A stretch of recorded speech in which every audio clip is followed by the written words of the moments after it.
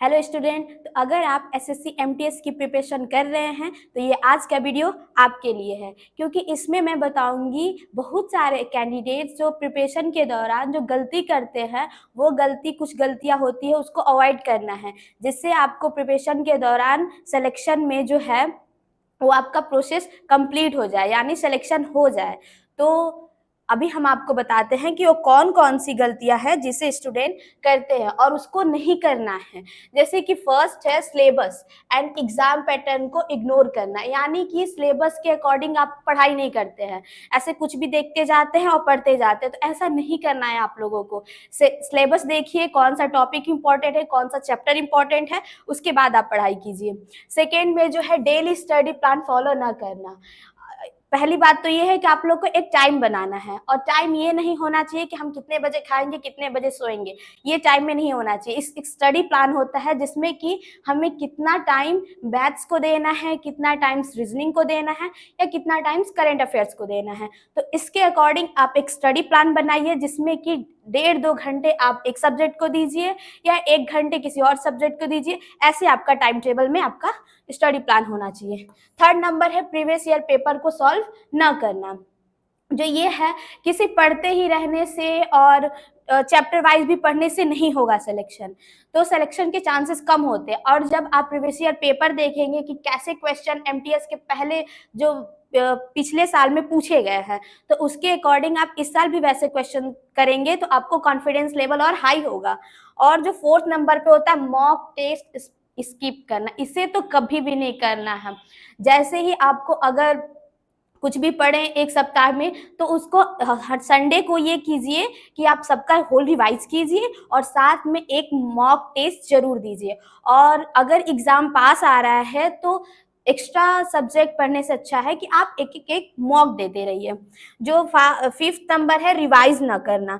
अब बहुत से कैंडिडेट सिर्फ पढ़ते जाते हैं, तो पढ़ना नहीं है भाई, पढ़ना है उसके साथ साथ रिवाइज भी तो करना है, क्योंकि पहले की बातें भूल भी जाओगे आप, तो इसीलिए रिवाइज भी करते रहिए।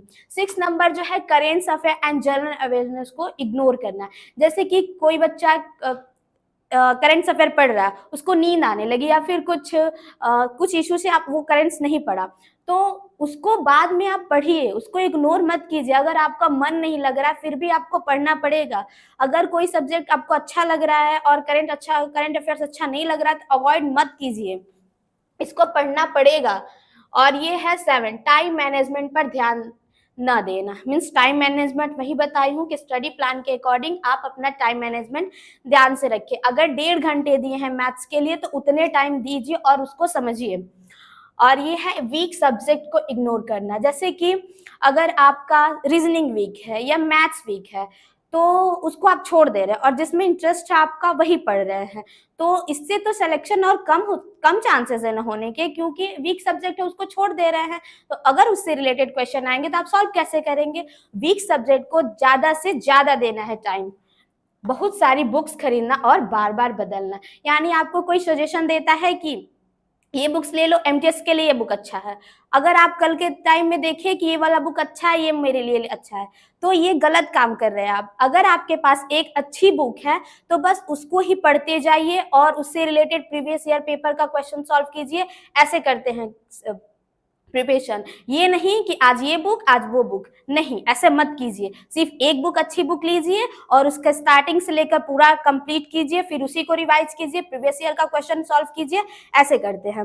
एक्यूरेसी की जगह सिर्फ स्पीड पर फोकस करना, यानी कि आप बस ये देख रहे हैं कि हमारा 20 मिनट अगर हम टाइम दिए हैं तो 50 क्वेश्चन सॉल्व करने हैं, अब उसमें गलत हो या सही, तो ऐसे नहीं करना है। आप लोगों को पहले ये देखना है कि एक्यूरेसी मेंटेन करनी है, कि 10 मिनट में भले ही आपका 4 क्वेश्चन ही हो रहा है लेकिन सही होना चाहिए। जब एक्यूरेसी मेंटेन हो जाती है तो स्पीड अपने आप धीरे धीरे आ जाता है प्रैक्टिस करने से।